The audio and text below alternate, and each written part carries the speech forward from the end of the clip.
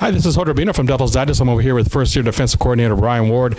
And Brian, I know that coming home has been a running theme over here, not only recruiting but also in the coaching staff. And for you to come over here back to the Valley, did you ever think that Arizona State was going to be one of your coaching stops in your career?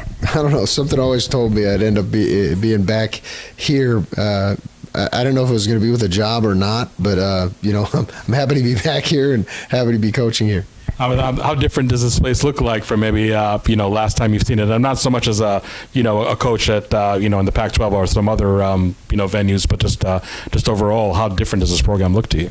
Well, I mean, number one, the facilities are amazing.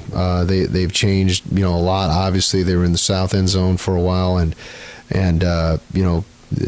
I still can't find my way around the building. It's like I feel like a gerbil in one of those mazes, okay, that are trying to get out. But no, it's just it's incredible, and just how much it's grown out here. I still remember.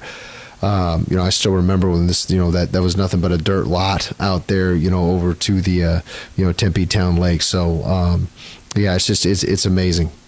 So when you look at your defense at Washington State, I think by far that was one of the biggest surprises in 2022 in the conference. The numbers the guys put up. When you look back, I mean, what do you think were some of the elements of success then that you can bring to Tempe now?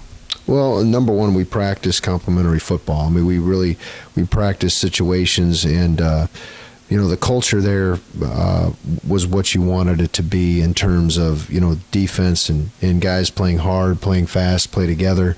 But the effort and the energy and guys playing and doing their 1/11th and not big play hunting and really trusting in the guy next to him were the key elements to the success we had. You talk about no big play hunting, but your defense is aggressive. I mean, there's really no question about that. And Kenny Dillingham, when he got hired, he said, "I want an attacking defense." I mean, aside from an attacking offense, obviously, is it sometimes a thin line of when to hold them, when to fold them, when you play such an aggressive defense? And what's your personal approach? Yeah, I mean, we want to.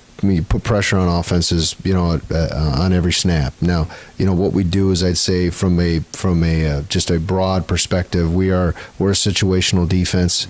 But the number one thing is we got 4 defensive linemen that are always going to put pressure on the run game and on the passer. We're trying to create singles up front, meaning one-on-one matchups in the run game and the pass game, and hopefully be able to get one guy to beat the guy in front of him.